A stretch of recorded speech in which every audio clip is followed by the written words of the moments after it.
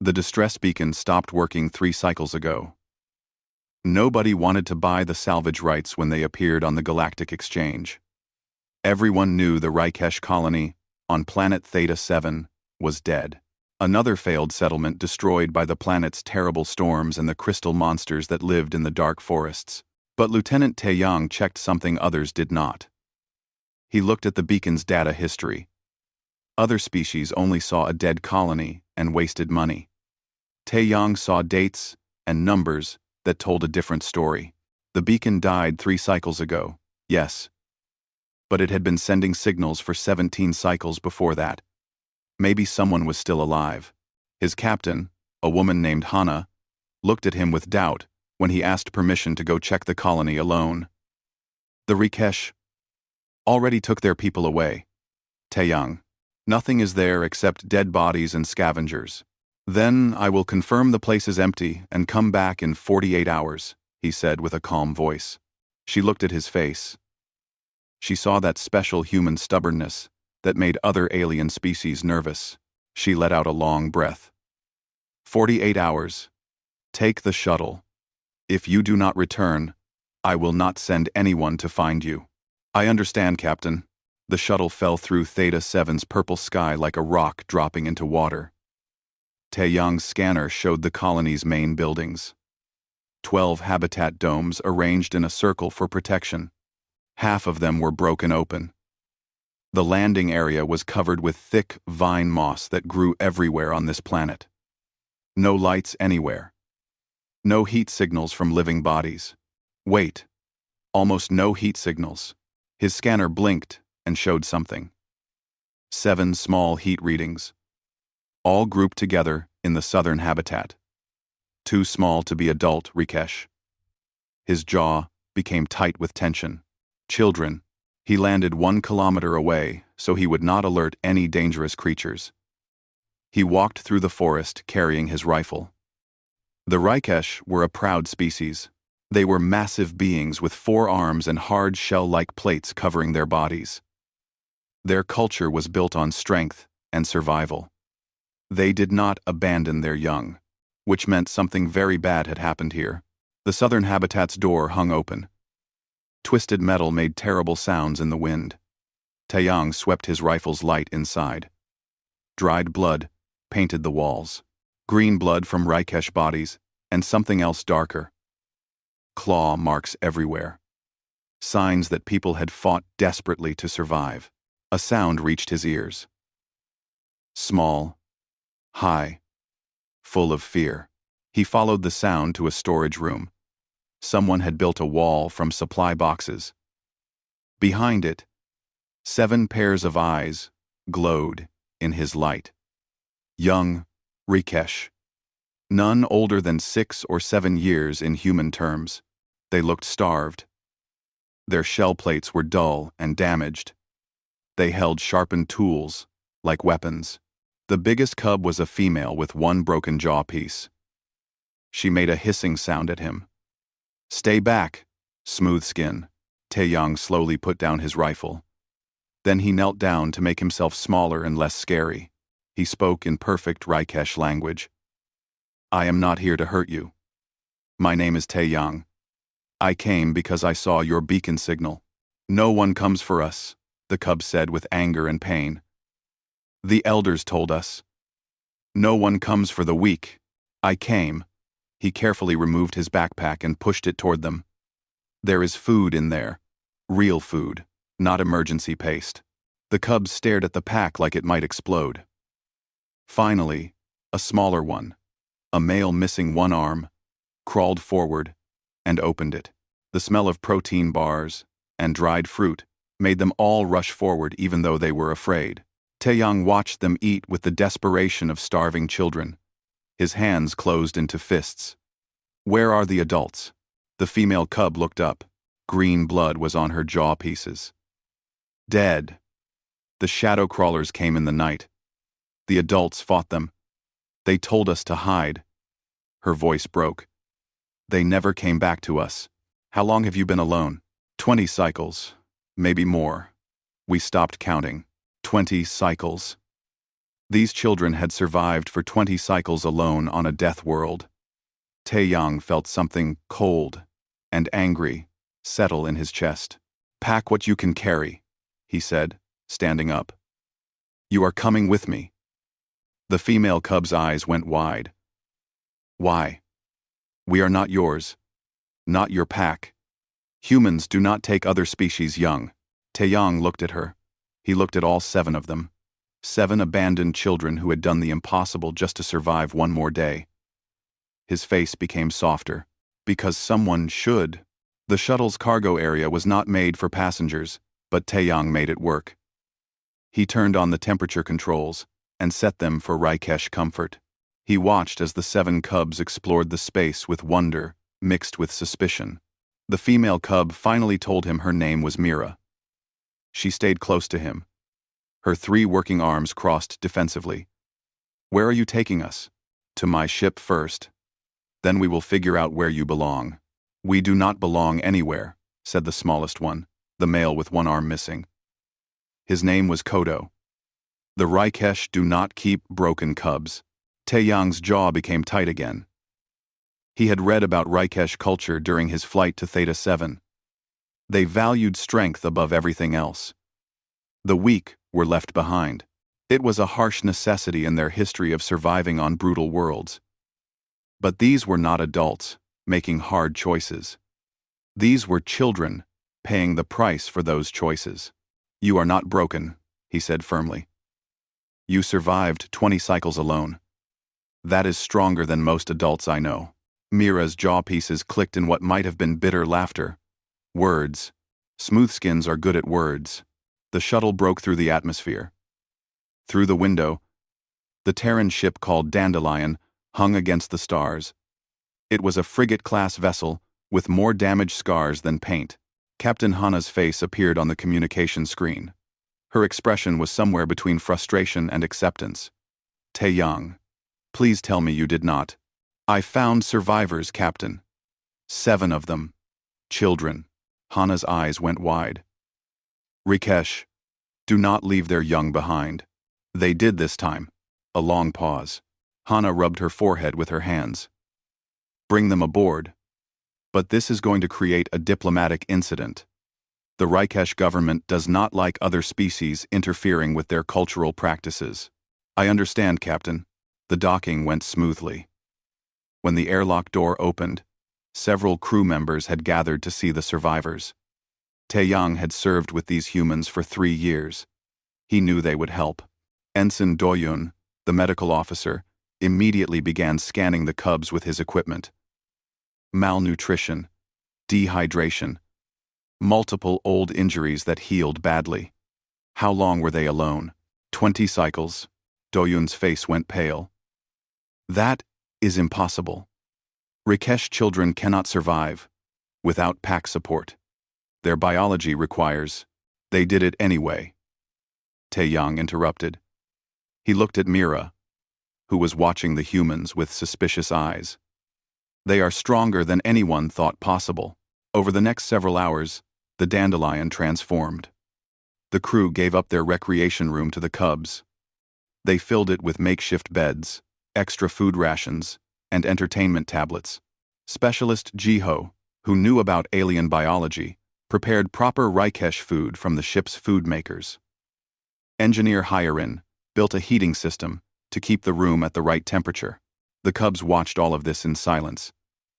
They stayed, huddled together. "Why?" Mira finally asked. She was speaking to Taeyang, but her eyes tracked every human in the room. "Why do you help us?" Taeyang knelt down to her level. Around him, the crew stopped their work and waited for his answer. He thought about his own childhood. Growing up in the ruins of Seoul after the war, when humanity was still climbing back from near extinction, he remembered the relief workers who came, not because they had to, but because they chose to. He remembered the words they said to him when he asked the same question Mira was asking now. "Because someone should?" he said simply. Mira stared at him. "That is not a reason. That is just sentiment. Weakness. Maybe." Taeyang agreed. But that weakness kept you alive long enough for me to find you. That weakness made you protect each other instead of running away alone. That weakness made you hope someone would come. Her jaw pieces trembled. For the first time since he found them, she looked like what she truly was. A terrified child. "What happens to us now?" she whispered. "Now?" Taeyang looked at Captain Hana, who nodded slowly. "Now we take you home. And if home does not want you, we will find you a new one." Kodo, the smallest cub, spoke up. "With humans?" The crew looked at each other. It was Ensign Doyun who answered, his voice gentle. "If that is what you want. But first, we have to try to find your people. Our people left us to die." Mira said flatly, "Maybe. But you deserve to make that choice knowing all the facts." Taeyang stood. "Rest now. Eat. Heal. We will deal with everything else tomorrow." As the crew left the room, leaving the cubs in their new safe space, Captain Hana pulled Taeyang aside. "You know this is going to be complicated," she said. "The Raikesh Accord is very clear about cultural sovereignty. If they demand the cubs back, then they will have to explain why they abandoned them first," Taeyang said coldly. "And if they cannot give me a good answer, they are not getting them." Hana studied his face. "You are ready to start an interstellar incident over 7 orphans?" "Yes," she let out a breath. "Humanity. Fuck yeah," she said quietly. "All right. I will send a message to Raikesh High Command. But if this goes sideways, it is on both of us." "That is fair, Captain." That night, unable to sleep, Taeyang returned to check on the cubs. He found them still awake, huddled together in the darkness, too afraid to trust their safety. All except Mira, who sat by the door, keeping watch. She looked up when he entered.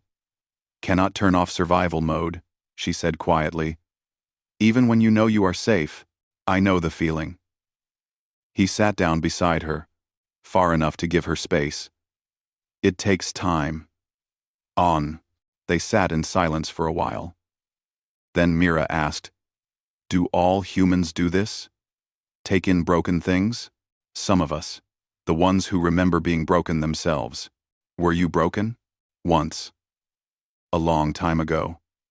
He smiled sadly. "Someone helped me anyway. I figured I should pass it on." Mira's jaw pieces clicked softly. Not in laughter this time, but in thought. "Humans are strange." "Yes, we hear that a lot. But maybe," she paused. "Maybe strange is better than strong sometimes." Taeyang did not answer. He just sat with her in the darkness, keeping watch with her, until exhaustion finally made them both sleep. The message from Raikesh High Command arrived 6 hours later. Captain Hana read it 3 times. Her face grew darker with each reading. "They want them back," she said, looking up at Taeyang. "The cubs.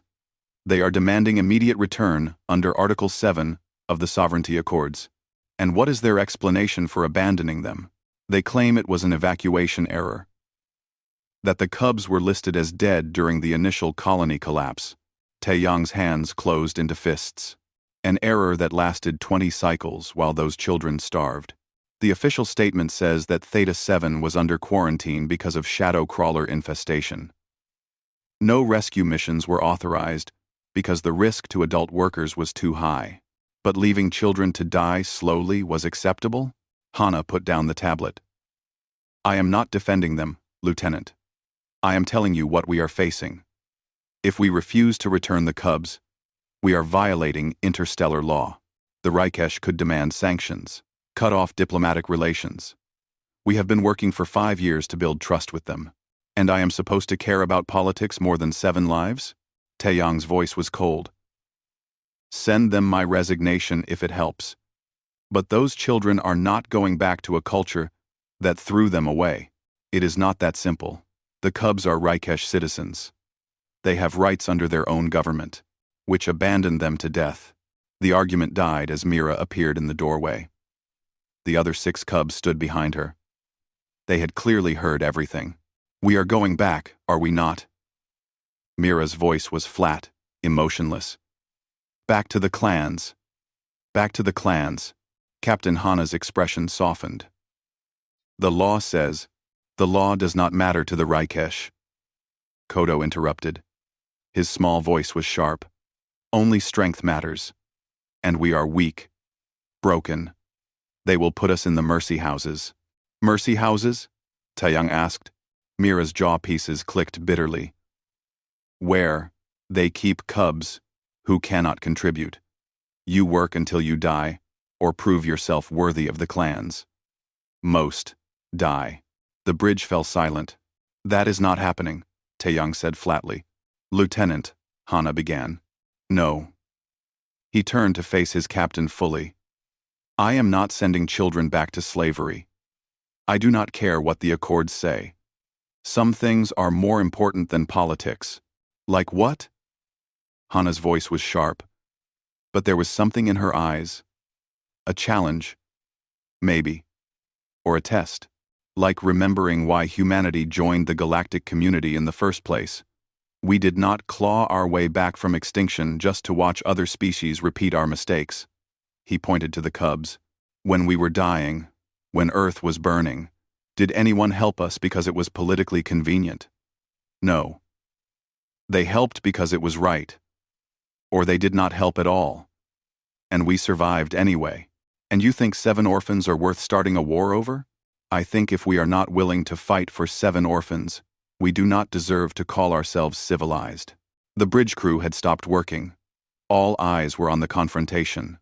Hana stood slowly. Her face was unreadable. Ensign Doyun, she said. Medical assessment. Are these cubs fit for transport? Doyun looked at Taeyang, then at the cubs. Negative, Captain. They are malnourished and several have untreated injuries. I recommend at least 2 weeks of care before they are cleared for any kind of travel. A thin smile crossed Hana's face. Noted. Helm. Set course for Arcturus Station. Maximum speed. Captain? Taeyang asked. Arcturus Station is in neutral space. Outside, Raikesh jurisdiction. Hana sat down in her command chair. If the cubs happen to still be aboard when we arrive, and if they happen to request political asylum from the station authority, well, that is a legal matter for the civilian courts, not a military one. Understanding showed on Taeyang's face. That will take 3 weeks at maximum speed. Plenty of time for Ensign Doyun to complete his medical assessment. Hana picked up her tablet. I will send a response to Raikesh High Command. Something diplomatic about medical holds and proper procedures. She looked at the cubs. Unless any of you actually want to go back? 7 heads shook no. Then we have our answer. Hana's expression hardened. And if the Raikesh want to make an issue of it, they can explain to the Galactic Council why they think dead children should stay dead. The cubs stared at her, then at Taeyang, then at the bridge crew. All the humans had returned to their stations as if nothing unusual had happened. All humans are like this? Mira asked quietly. The good ones are, Specialist Jiho said from navigation. The rest learn eventually. Over the next 3 weeks, the dandelion became something unexpected. It became a home. The crew took turns teaching the cubs standard language. They helped them exercise their weakened bodies. They simply spent time being present. Engineer Hyerin taught them basic starship mechanics. Specialist Jiho showed them star charts and navigation. Ensign Doyun conducted physical therapy with endless patience, and Taeyang just sat with them, answered their questions. Listened to their stories of Theta 7. Stories of the parents who died, protecting them. Stories of the 20 cycles of fear and hunger, and desperate hope. One night, Kodo asked him, Do you have cubs of your own? No, I am not. I have not bonded yet. Then why do you care? We are not your responsibility, not your pack. Taeyang thought about how to explain it. About human history. About the concept of adoption. About the idea that family could be chosen rather than born. But in the end, he went with something simpler. Every child is everyone's responsibility, he said. That is what makes a civilization. Not technology, or territory, or strength. The willingness to care for those who cannot care for themselves. The Raikesh say that is weakness, Mira said. She had been listening from the corner. Maybe. But I have seen a lot of the galaxy. And I have learned something. Sometimes the weakest thing is to abandon someone just because it is easier than helping them. Even if helping them costs you. Especially then. The cubs looked at each other, communicating in the silent way children do. When we get to Arcturus Station, Mira said slowly, and if they grant asylum, then you get to choose, Taeyang said. Stay with humans who will adopt you. Go to another Raikesh colony that will accept you. Find your own path. Whatever you want. Can we choose to stay here? On this ship? Taeyang blinked in surprise. This is a military vessel. We are in dangerous situations. It is not. We survived Theta 7 for 20 cycles, Kodo interrupted. We can survive danger. But we cannot. He struggled for the words. We cannot survive being alone again. Taeyang looked at the 7 faces watching him with desperate hope. Then he looked at Captain Hana, who had been listening from the doorway. She shrugged. We have already violated half a dozen regulations. What are a few more? Besides, the crew already voted. They are staying. The crew voted? Democracy in action, Lieutenant. Get used to it. The days passed. The cubs grew stronger. They learned the ship's routines. They found their places in the crew's daily life. Slowly, the fear in their eyes began to fade, replaced by something else. Something like hope. One evening, Specialist Jiho was teaching them about constellations. He pointed out different star patterns visible from the observation deck. The cubs listened with fascination. That one is called the Hunter, Jiho said, pointing to a cluster of bright stars. Humans have told stories about it for thousands of years. What kind of stories? Asked Rena, one of the quieter cubs. Stories about a hunter who protected those who could not protect themselves, who stood against monsters, who never gave up, even when things seemed hopeless. Like Taejang, Kodo said quietly. Jiho smiled. Yeah. Like Taeyang. Like all of us, really. That is what humans do. We hunt for people who need finding. We protect people who need protecting. Even when it is hard, even when it costs us. Why? Mira asked. It was the question she kept asking. The question she needed to understand. Because someone should, Jiho said, echoing Taeyang's words. The cubs went quiet, thinking about this. Later that night, Taeyang found them gathered in their room. They were drawing on a piece of paper. When he got closer, he saw what it was. A map of the ship. With labels in Raikesh, writing, marking every room, every corridor, every important location. Making yourselves at home? He asked. Trying to, Mira said. Is that allowed? More than allowed. Encouraged. She looked up at him. Her eyes held less suspicion now. Will you teach us? To be like humans? To help others the way you helped us? Taeyang sat down with them. I will teach you what I can. But you already know the most important part. What part? That everyone deserves a chance. That strength is not just about fighting. That family is the people who choose to stand with you. He smiled. You survived. By protecting each other. By hoping someone would care. You already understand what matters. Then why do we still feel lost? Kodo asked softly. Because you are between two worlds now. Not quite Raikesh anymore. Not quite human either. What if we never fit? Then you create your own place. That is what humans have always done. When the universe would not give us what we needed, we built it ourselves. Mira's jaw pieces clicked thoughtfully. Can we build that? A place where we fit?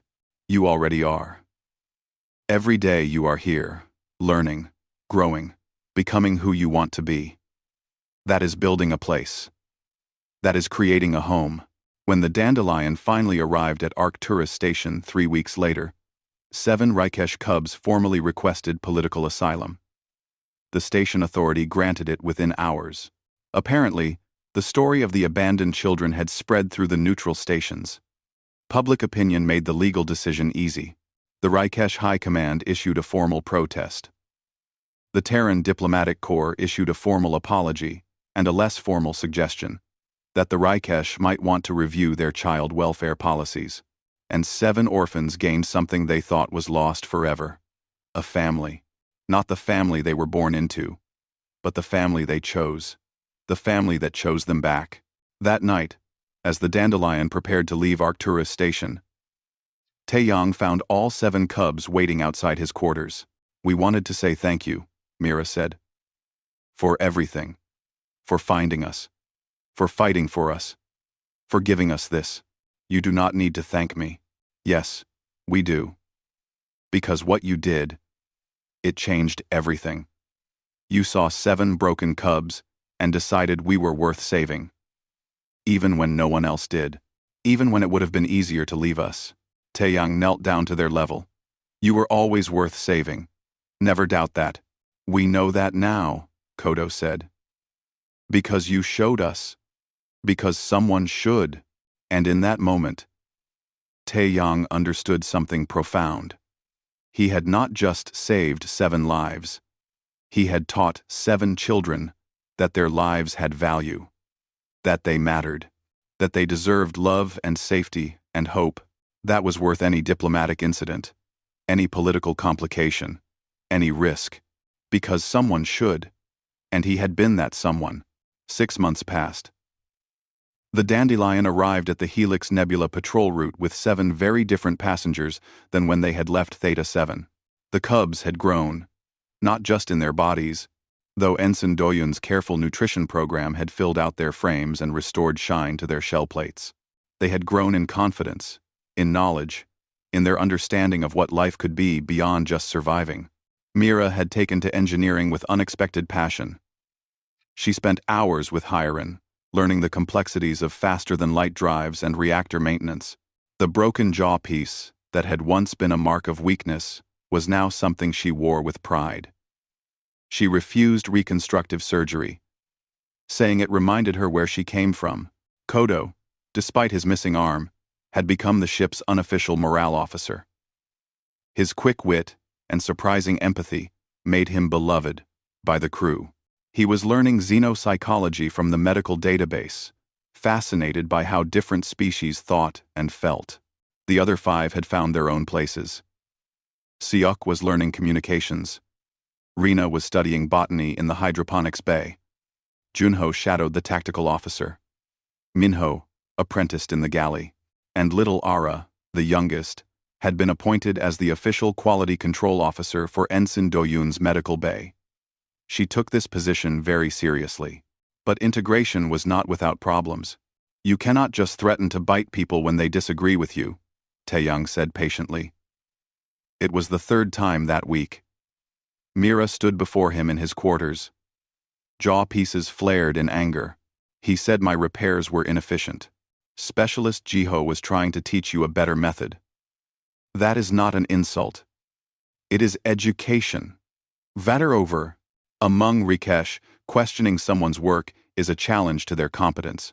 Taeyang rubbed his forehead. Among humans, questioning someone's work is how we learn and improve. We are not Rikesh, Mira. The rules are different here. Her jaw pieces clicked in frustration. Then, what are we supposed to be? We are not human. We are not Rikesh anymore. We are just nothing. And there it was. The real problem behind all the cultural clashes, the confusion, the occasional outbursts. These children were caught between worlds, belonging fully to neither. "Come with me," Taeyang said. He led her to the observation deck, where the Helix Nebula painted space in ribbons of purple and gold. Kodo was already there, staring out at the stars with his characteristic sadness. "I found her," Taeyang said. "You want to explain, or should I?" Kodo turned. His expression was sympathetic. "You are feeling lost." "I am fine," Mira snapped. "You are not. None of us are." Kodo moved closer to the window. "I have been reading about Earth history. about how humans spread across your planet, all the different cultures and peoples. Did you know there are humans who look completely different from each other? Different skin colors, eye shapes, body types. And for a long time, they fought about it, killed each other over who belonged and who did not. Humans are strange, Mira muttered. But then something changed. Kodo continued. They started to understand that being different did not mean being wrong, that you could honor where you came from while still building something new. He looked at Taeyang. Right? Close enough, Taeyang said. The point is, you do not have to choose between being Raikesh and being part of this crew. You can be both. You can create something that is uniquely yours. The crew calls us the Cubs, Mira said quietly. Like we are pets. The crew calls you the Cubs like you are family, Taeyang corrected. There is a difference. Before Mira could respond, the ship's alarm blared. Captain Hana's voice came over the communication system. All hands to stations. We have received a distress call from a civilian transport. They are under attack by raiders. 1. Taeyang was moving before the announcement finished. Behind him, both Mira and Kodo followed. You two, back to quarters. We are part of this crew, Mira said firmly. We help. There was no time to argue. Taeyang nodded. Engineering Bay. Stay with Hyarin and follow her orders. Exactly. They ran. The bridge was controlled chaos when Taeyang arrived. The view screen showed a civilian transport. A Velian ship with no weapons, being circled by 3 raider corvettes. They are not responding to communication attempts, reported Specialist Jiho. The transport's shields are failing. I estimate 5 minutes before hull breach. Options? Captain Hana asked. We are outgunned 3-1, said the tactical officer. And we are a science frigate, not a combat vessel. But they do not know that, Taeyang said. From a distance, one frigate looks like another. Hana's eyes narrowed. You are suggesting a bluff? I am suggesting we give them something to think about. Jiho, can you fake our signature to read as a destroyer-class ship? Probably. Maybe. If I had about 3 hours. You have 3 minutes. Jiho's hands flew across his console. This is insane. Welcome to humanity, Hana said dryly. Helm. Get us between the transport and those raiders. Tactical. Charge weapons but do not lock on. I want them to think we are still deciding whether they are worth the ammunition. The dandelion surged forward. In engineering, Mira watched Hyarin work. She saw the way the humans' hands moved with practiced precision, despite the pressure, despite the fear. What can I do? Mira asked.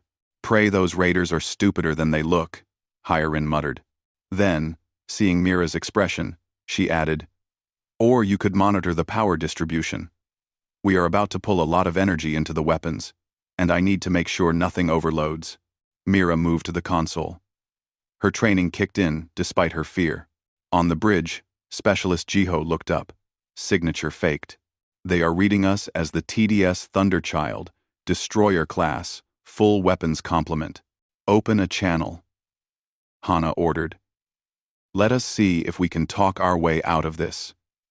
The raider captain appeared on screen. A Karathi, scales scarred from many battles, eyes cold and calculating. This is none of your concern, Terran. The transport owes debts. We are here to collect. The transport sent a Federation distress call. Hana replied calmly. That makes it our concern. Stand down, and we will let you leave with your ships intact.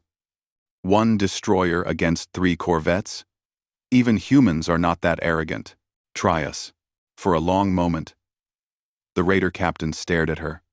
Then his eyes flicked to something off-screen, probably his sensor officer analyzing the dandelion. Your signature reads wrong, he said slowly. Taeyang cut the channel. Jiho, how long until they realize we are not a destroyer? They probably already know. But they do not know what weapons we actually have. So we are betting our lives on their uncertainty. Hana's smile was sharp. Tactical. Target the lead corvette. Do not fire. Just lock on. Show them we are willing. Endogriff. The weapons lock alarm screamed on the raider ships. Taeyang watched the view screen, counting heartbeats. 3, 4, 5. The corvettes broke formation and jumped to faster than light speed. The bridge erupted in relieved chaos. Hana slumped in her chair. I am way too old for this. Captain, Jiho reported. The transport is hailing us. They are asking if we can escort them to the nearest station. Their shields are completely down. Tell them yes. And someone get me a drink. In engineering, Mira slowly released her grip on the console. Her hands were shaking. First combat situation? Hiron asked gently. We did not even fight. That is the best kind. Trust me. Hiron put a hand on Mira's shoulder. A gesture the cub had learned meant comfort among humans. You did good. Stayed calm. Followed orders. Kept the power stable. That is what being crew means. Mira looked up at her. I was terrified. Me too. But we did it anyway. Hiron smiled. That is also what being crew means. That night, the 7 cubs gathered in their quarters. They still preferred to sleep together. A remnant of their time, on Theta 7, when staying close meant staying alive. Today was exciting, Seok said. The irony was clear in his tone. Today was stupid, Mira corrected. We almost died because humans think bluffing is a legitimate strategy. But it worked, Kodo pointed out. The captain understood that the raiders would think twice before attacking an unknown enemy. She used psychology instead of weapons. She used luck. Same thing. Sometimes. Mira's jaw pieces clicked in thought. Then she said, I do not want to leave. Even though it is dangerous. Even though it is confusing. I do not want to go. None of us do, Junho agreed. The others made sounds of agreement. Then we stay. Kodo said simply. We are cubs of the dandelion now. That is our clan. That is our pack. Humans do not have packs, Ara said. She was small, but observant. Then we will teach them, Mira said. And for the first time in a long time, she sounded certain. In his quarters, Taeyang wrote his incident report. He tried not to think about the fact that 7 children had been on board during a potential combat situation, that he had brought them into danger by bringing them onto the ship at all. His door chimed. Kodo entered, carrying 2 cups of tea. He had learned the human ritual and took it seriously. You are thinking too loud, Kodo said, handing him a cup. We can hear it through the walls. You should not have been in engineering during that situation. Where should we have been? Hiding in our quarters? Pretending we are not part of this ship? Kodo sat down across from him. You taught us that every person has value. That weakness is not failing to be strong. It is failing to contribute what you can. We contributed today. You could have died. We have been dying since Theta 7. At least here, we are dying for something that matters. Kodo sipped his tea. You once asked me why I care about xenopsychology. It is because I want to understand why humans do things like risking their ship to save strangers. Why you came to Theta 7 for children you had never met. Why the crew voted to keep us despite the danger. And? Have you figured it out? Kodo smiled. I think it is because humans understand something the rest of the galaxy does not. That survival is not enough. That meaning matters more than safety. That some things are worth dying for. End quote. That is a very human philosophy, Taeyang said softly. Good. Because I think we are becoming human too. Just the Raikesh version. Taeyang looked at the young alien sitting across from him, sipping tea with practiced care, his eyes bright with intelligence and determination. And he realized that maybe Kodo was right. Maybe they were not lost between worlds. Maybe they were building a bridge between them. The crew voted to make it official, Taeyang said. To adopt all 7 of you. Legally, under Terran law. It means you would be citizens. With all the rights that implies. Protected. Kodo's eyes widened. All of us? Even though we are not human? Humanity is not a species requirement. It is a philosophy. And you seven embody it better than most humans I know. When do we vote? That is the thing. It is your choice. We will not force it. Taeyang leaned forward. But if you say yes, you are ours. And we are yours. Officially. Permanently. Kodo set down his tea with shaking hands. I need to tell the others. Take your time. Think about it. This is a big decision. We have already decided, Kodo interrupted. We decided the day you found us. We were just waiting for you to ask.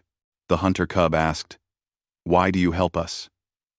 The human just smiled. Because someone should. 2 years later, the dandelion returned to Theta 7. It was not planned. But when Mira, now 16 in human years and fully trained as an engineer, requested permission to visit the colony site, Captain Hana could not refuse. Are you sure? Taeyang asked her. They stood in the shuttle bay. The 7 cubs, no longer cubs really, were prepared for descent. You do not have to face that place again. I know, Mira said. Her voice was steady. But we need to. For closure. The landing pad was more overgrown than before. The habitat domes had collapsed further into ruin. But the shadow crawlers were gone. A terraforming effort had cleared them out, preparing the planet for resettlement. The 7 walked through the southern habitat in silence. The barricade they had built was still there, now covered in dust and vine moss. The scratch marks they had made to count the days were still visible. The small pile of makeshift weapons they had crafted from scrap remained where they had left them. We were so small, Era whispered. She was 10 now. Almost as tall as when Taeyang had first found her. We survived, Junho corrected. Against everything. They spent an hour there, each processing their memories in their own way. Then Mira led them outside, to the colony's memorial garden. A place where the Raikesh had honored their dead. Someone had been here recently. New plaques had been added to the memorial wall. Mira read them aloud. Her voice caught on the words. Warrior Thex died defending the young. Hunter Kresh died defending the young. Elder Mira. She stopped, touching the plaque with a trembling hand. My mother died defending the young. They did not abandon you, Taeyang said softly. They died for you. Then why did the rest of our people leave us? Kodo asked. Why did High Command call it an evacuation error? Because admitting the truth was harder, said a new voice. They turned. A Raikesh elder stood at the garden entrance. Massive, scarred. His shell plates marked with clan symbols. Behind him stood several younger Raikesh. Their expressions were uncomfortable. Laudable. With main Kontidbia. I am Elder Vex, the Raikesh said. I was colony administrator when Theta 7 fell. I gave the evacuation order. He looked at the 7 cubs. I left you behind. Mira's jaw pieces flared. Why? Because I was a coward. Vex's words fell like stones. The shadow crawlers came faster than predicted. We had minutes to evacuate. Unsigned. 1C. End quote. Your parents stayed to fight, to buy time for the ships. They told us to come back for their cubs when it was safe. But by the time we returned, he gestured to the ruins.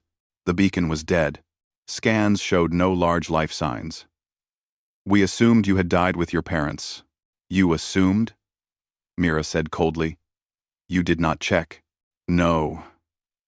We did not. Vex's voice was heavy with shame. Because checking would have required admitting that 7 cubs survived alone for weeks before we could attempt rescue. It would have meant admitting our evacuation protocols failed. That we prioritized adults over children. That we abandoned the young of warriors who died protecting us. So you lied, Kodo said. Called it an error instead of a choice. Yes. Vex met his eyes. And I have carried that shame for 2 years. When we heard that humans had found you, that you had survived, I thought perhaps we could bring you home quietly. Pretend the error had been corrected. But we did not come home quietly, Mira said. We made noise. We chose humans. Over Rikesh. You chose the ones who came for you over the ones who left you behind, Vex corrected. That is the right of any cub whose clan has failed them. He looked at Taeyang. Taeyang. Among my people, there is a custom. When we fail those we are meant to protect, we offer balance. A life debt. We do not want debts, Taeyang said. I know. That is why I am offering it anyway. Vex turned back to the 7. You were abandoned by your people, by me, by a culture that valued strength over compassion, survival over sacrifice. The humans taught you different values, better values. He knelt, lowering himself to the cub's level, a position of submission among Rikesh. I cannot give you back your parents. I cannot undo my failure. But I can ensure it never happens again. How? Mira asked. I have spent 2 years fighting with High Command, arguing for reform in our child protection protocols, for laws that prevent what happened to you from happening to others. I have been dismissed, ignored, called weak. His jaw pieces clicked bitterly. But then I heard your story. 7 cubs surviving alone, against all odds, humans risking political incidents to save you, a crew that chose compassion over convenience. And I realized something. If this is weakness, then weakness is what we need. He stood, pulling a data chip from his armor. This contains testimony from every elder who was there during the evacuation. Admissions of failure. Requests for reform. It is not enough to fix what broke in our culture, but it is a start. He held it out to Mira. Your story changed minds. Made us question what we have always believed. Made us wonder if maybe humans understand something we do not, about what makes a species worth preserving. Mira took the chip slowly. Why give this to me? Because you are the one who asked the question that no Rikesh should have had to ask. Why do you help us? And the human answered, with something simple. Because someone should. Vex's eyes moved across all 7 cubs. That answer is changing my people. Slowly. Painfully. But it is happening. Because of you. Seok spoke up. His voice was quiet but firm. We are not going back to the Rikesh. I know, and I do not ask you to. Vex looked at Taeyang. But perhaps, when you are older, when you have learned everything the humans can teach you about compassion and sacrifice, and the radical idea that weakness can be strength, perhaps you could teach us, help us become something better than we are. That is a long time away, Kodo said. Good. We need the time to be worthy of it. The Rikesh delegation left shortly after. But not before each elder approached the memorial plaques to pay respects. Taeyang watched them go. Then turned to find the 7 gathered together, processing what they had learned. Our parents did not abandon us, Ara said. They died for us. And their clans abandoned us anyway, Mira added. But her voice held less anger now, more understanding. Because they were afraid. Of failure. Of shame. Of admitting weakness. Humans are afraid too, Taeyang said. We just decided a long time ago that fear is not a good enough reason to abandon each other. When did you decide that? Junho asked. Taeyang thought about Earth's history. About the wars, and genocides, and horrors. About how humanity had nearly destroyed itself, before finally, painfully, learning to be better. When we almost died, he said simply. When we were on the edge of extinction and realized that we could either save each other or lose everything, we chose to save each other. And we have been choosing it every day since. That is what makes you human, Mira said. It was not a question. That is what makes anyone human. It is not about biology. It is about choice. The choice to help, even when it is hard. To care, even when it costs. To be kind, even when the universe gives you every reason not to be. They stood in silence, watching the sun set over Theta 7's purple landscape, the planet that had tried to kill them, the planet that had forged them, the planet they were now strong enough to leave behind. I used to hate this place, Kodo said. But now, I am almost grateful. Because if Theta 7 had not happened, we would not have found you. We would still be Raikesh, living by their rules, thinking their way. We would be strong, maybe. But we would be alone. And now? Taeyang asked. Now we are human. The Raikesh version. Like I said before. But human, where it counts. He looked at his siblings. Right? 6 heads nodded in agreement. Mira turned to Taeyang. You came to Theta 7 because you saw a distress beacon and decided someone should check. You stayed because you found children who needed help. You fought for us when it would have been easier to give us back. You taught us that kindness is not weakness. That family is choice. That sometimes the most important thing you can do is care when no one else will. She paused. You changed our lives by refusing to accept that we did not matter. You always mattered, Taeyang said firmly. Faner, Taeyang, we know that now. But we would not have known it without you. Mira's jaw pieces clicked in. What he had learned was a Raikesh smile. So, we wanted to say thank you for being the someone who should. Back on the Dandelion, the crew threw an impromptu celebration. 2 years of having the 7 aboard had transformed the ship's culture. They had learned Raikesh customs, adapted their schedules, created spaces that honored both human and Raikesh needs. The Cubs had stopped being visitors and become essential to every aspect of ship operations. Captain Hana raised a glass. To the Cubs who taught a ship full of cynical military personnel to give a damn again. To the humans who proved that sometimes the craziest thing you can do is exactly the right thing. Mira countered, raising her own glass. They drank, laughed, shared stories. Later, alone in his quarters, Taeyang reviewed the data chip Vex had given them. The testimonies were raw, painful. Admissions of failure from a proud species learning to be humble. But between the lines, he could see something else. Hope, change. The beginning of something better. His door chimed. All 7 entered, forming a semicircle before him. We have been talking, Kodo said, speaking for the group as he often did. About what Elder Vex asked. About maybe going back someday to help reform Raikesh culture. And we think we should, Mira said. Not now. Not for years. But eventually. Because we understand something now that most Raikesh do not. That strength and compassion are not opposites. That you can be tough enough to survive anything and still soft enough to care. That the hardest thing in the universe is not killing your enemies. It is saving your friends.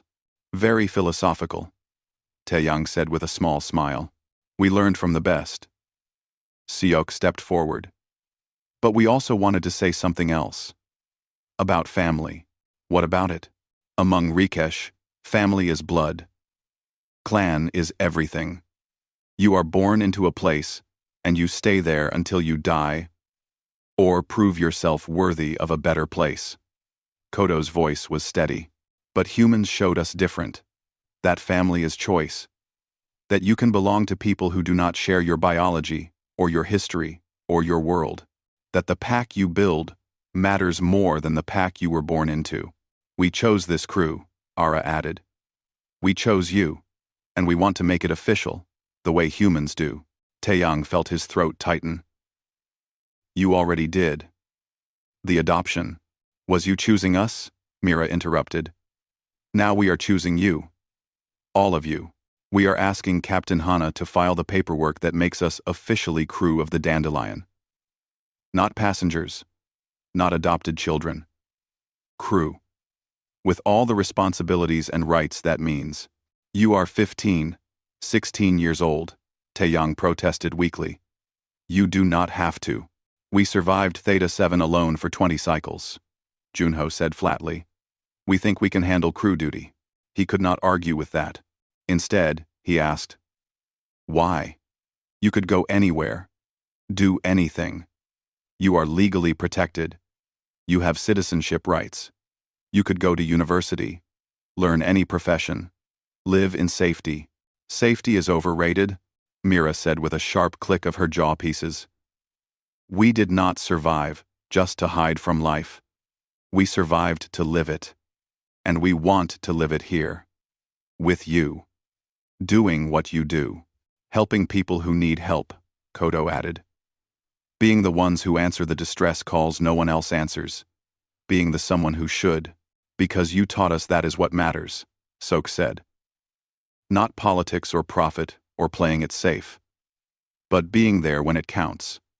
For strangers who become family. For cubs who become crew.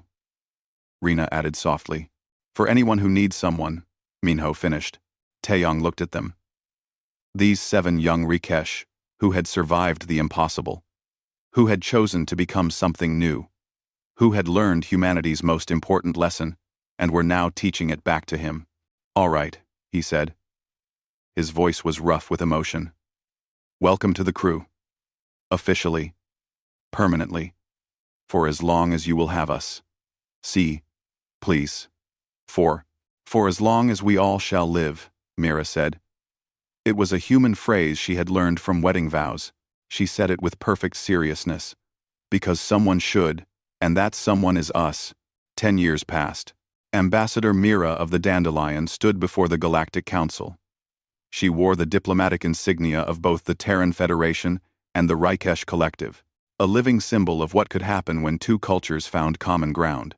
The reforms we present today, she said in flawless council standard, represent 10 years of collaborative work between human social scientists and Rikesh cultural leaders. We have transformed child welfare protocols across 17 Rikesh colonies. Mortality rates among orphaned cubs have dropped by 92%. Adoption rates have increased 500%.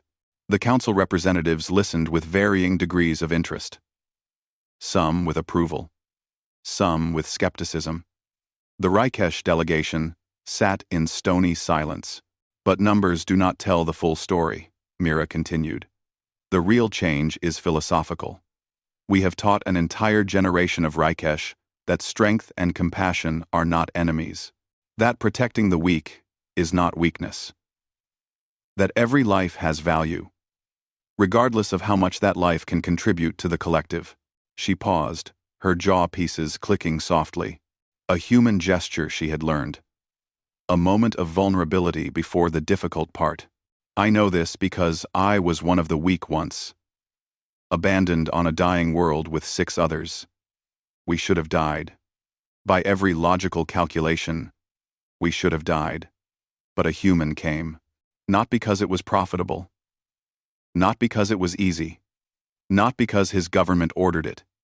He came because someone should. And that simple decision changed everything. The chamber fell silent. The question before you today is not whether the Rikesh reforms are adequate. They are. The question is whether other species will look at what we have built and ask themselves the same question that human asked 10 years ago. When faced with suffering you could prevent, when faced with lives you could save, when faced with the choice between convenience and compassion. Will you be the someone who should? Marner. She finished and returned to her seat. Next to her, Kodo squeezed her hand in support. He wore the insignia of the Terran Xenopsychology Institute. His dissertation on cross-species empathy had won awards across 3 sectors. The vote was unanimous. The reforms would become council standard, recommended for adoption by all member species. As they left the chamber, Mira contacted the Dandelion.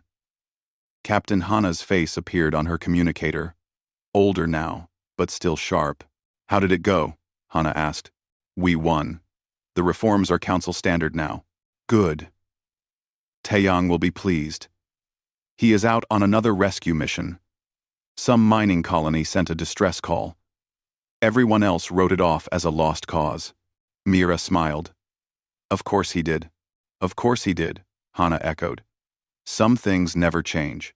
20 years passed. Captain Kodo stood on the bridge of his ship, the Second Chance. It was not as large as the Dandelion had been, not as well armed, but it was fast, efficient, and equipped with the best sensors money could buy, perfect for finding people others had given up on. Captain, his communications officer reported, we are receiving a distress beacon from Sigma 9. It is 3 weeks old. Has anyone responded? Negative. The planet is listed as uninhabitable. High radiation. Toxic atmosphere. The colony there was evacuated 6 months ago. Kodo's remaining hand tightened on his chair. Check the beacon metadata.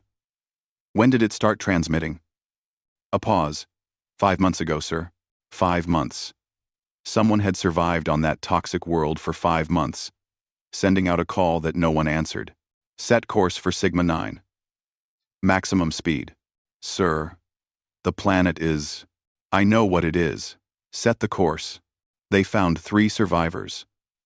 2 adults and a child from a species Kodo had never seen before. Insectoid. Fragile. Terrified. They had survived in a sealed shelter, rationing their supplies, hoping someone would care enough to check. Why?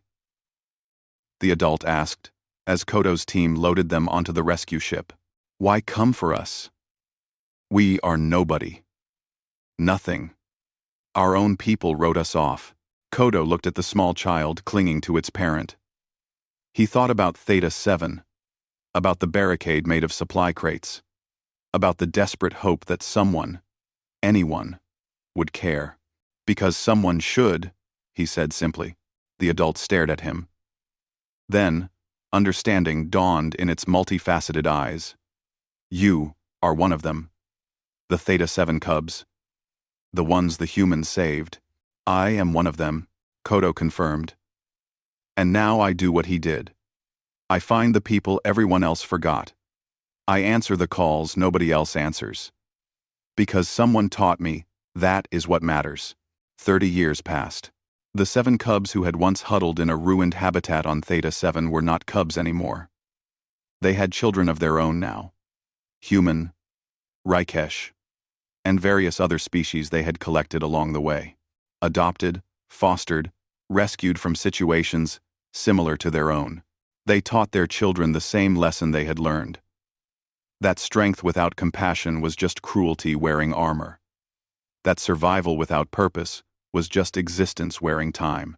That the most radical act in the universe was to care when no one else would. Taeyang was older now.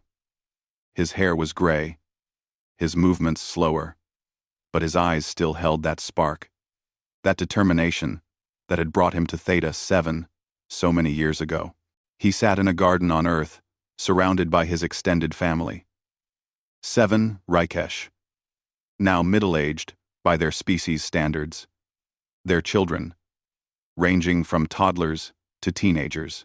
Their friends, colleagues, the people they had saved and the people who had saved them in turn. Tell us the story again, begged one of the youngest. A human child adopted by Junho. About how you found them. Taeyang smiled. Again? You have heard it 100 times. But it is a good story, the child insisted. It is the best story. So he told it again. About the distress beacon nobody else checked. About 7 children surviving against impossible odds. About the question Mira had asked and the answer he had given. Why do you help us? Because someone should. That is it? The child asked when he finished. That is the whole reason? That is the whole reason, Taeyang confirmed. But it seems so simple. The most important things usually are. Mira, sitting nearby with her own children, smiled. He makes it sound simple. But that simple answer changed the galaxy. It gave 7 orphans a home. It reformed an entire species approach to child welfare. It inspired a generation of rescuers who go where no one else will. All because one human decided that someone should. So, can anyone be that someone? The child asked. Anyone can be that someone, Kodo said. That is what we have been teaching. That is what we have been proving. You do not need to be special. You do not need to be strong. You just need to care. You just need to be the person who says, someone should, and then realizes that someone can be you. The child thought about this seriously. Then I will be that someone too. Good, Taeyang said.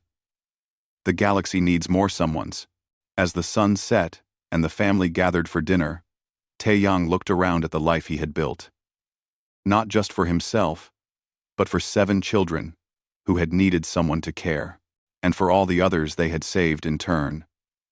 And for all the others, those others had saved. A ripple effect. A wave of compassion spreading across the galaxy. All because he had checked a distress beacon nobody else bothered with. Later, alone with Mira, he said, I worry sometimes that I gave you an incomplete life. That by bringing you onto the dandelion, I denied you a normal childhood. Mira looked at him with those intelligent eyes that held decades of experience. You gave us something better than normal. You gave us purpose. You gave us meaning. You showed us that life is not about safety or comfort or following the path laid out for you. It is about choosing to matter, choosing to care, choosing to be the someone who should. Do you ever regret it? The choice you made? Every day. She said honestly. It is hard. This life. Seeing suffering. Facing danger. Knowing you cannot save everyone. But would I trade it for a quiet, safe, meaningless existence? You have become the person I hoped you would be. We have become the people you taught us to be. There is a difference. Taeyang smiled. Maybe not as much as you think. Across the galaxy, in stations and colonies and ships bearing names like Hope and Second Chance and Someone Should, the philosophy spread. Not as a religion, or a movement, or a codified system, just as a simple idea passed from person to person, species to species. When you see suffering you can prevent, you prevent it. When you see lives you can save, you save them. When you face the choice between convenience and compassion, you choose compassion. Because someone should, and that someone can be you. The Raikesh changed most dramatically. The species that had once prized strength above all else learned to value compassion equally. Mercy houses closed. Adoption networks flourished. A generation of Raikesh cubs grew up knowing they mattered, regardless of their abilities or contributions. But other species changed too. The Karathi pirates, who had once raided merchant ships, started asking themselves if someone should protect the weak instead of preying on them. The Velian corporations that had prioritized profit started asking if someone should consider the cost in lives. The council members who had voted based on political advantage started asking if someone should vote based on what was right. Not everyone changed. Not every species embraced the philosophy. The galaxy was still dangerous, still cruel, still filled with beings who chose convenience over compassion. But enough changed. Enough people became the someone who should. And that made all the difference. 50 years after Taeyang found 7 cubs on Theta 7, the Galactic Council erected a monument. Not to him specifically, not to the cubs, but to the idea they represented. The monument was simple. A statue of 2 hands reaching toward each other. One hand clearly human. The other, clearly Raikesh. Between them, suspended in the space where they almost touched, floated a single word in every council language. Should. Underneath, an inscription. On the day we decide that some lives matter less than our convenience, we cease to be civilized. On the day we choose to help, even when it costs us, we begin to be worthy of the stars. Taeyang was too old to attend the dedication ceremony. But Mira went, along with her 6 siblings. They stood before the monument with their families, their colleagues, the hundreds of people whose lives they had touched over the decades. A young journalist approached Mira. Ambassador, the monument honors the Theta 7 rescue, but it does not name Lieutenant Taeyang specifically. Why not? Mira smiled. Because it was never about him specifically. It was about what he represented. The human willingness to care, when caring, is difficult. The radical idea that compassion is not weakness but the ultimate strength. He would not want a monument to himself. He would want a reminder to everyone who sees it that they can be the someone who should. And has it worked? Has the galaxy really changed? Look around you. Mira gestured to the crowd. Dozens of species, intermingling freely. Cubs and children playing together, regardless of their origin. 50 years ago, 7 Raikesh cubs were left to die because saving them was inconvenient. Today, there are rescue services on every major station, welfare systems on every colony, and beings of every species dedicated to answering the calls nobody else wants to answer. Has it changed everything? No, but it changed enough. And it keeps changing, every time someone chooses to be the someone who should. The journalist nodded. One final question. What would you say to Lieutenant Taeyang if he were here? Mira was quiet for a moment. Then she said, I would say thank you for seeing 7 worthless cubs and deciding we had worth anyway, for fighting for us when nobody else would, for teaching us that the simplest answer, because someone should, can change everything. She paused. And I would say that we kept our promise. We became the someones who should, and we are teaching others to do the same. Your legacy is not in monuments or awards. It is in every life we save, every call we answer, every time we choose compassion over convenience. That is what you gave us, and we are passing it on. Back on Earth, in his garden, Taeyang watched the ceremony on a holographic display. His hands were weathered now, his movements slow, but his eyes still held that spark. Did we do good? He asked Kodo, who had come to visit. We did more than good, Kodo replied. We changed the definition of what it means to be civilized. We proved that compassion is not a weakness to be overcome, but a strength to be cultivated. We showed the galaxy that the most powerful question you can ask is not, what do I gain, but who needs help? And people listened? Not everyone, but enough. And those who listened taught others. And those others taught more. It is still spreading, still growing. Your simple answer became a movement. And that movement is becoming the future. Taeyang smiled. Good. He closed his eyes, content. He had lived a long life. He had saved 7 children who had saved countless others. He had asked the question and given the answer and watched it ripple across the stars. Because someone should, and he had been that someone. And now, because of him, so were they all.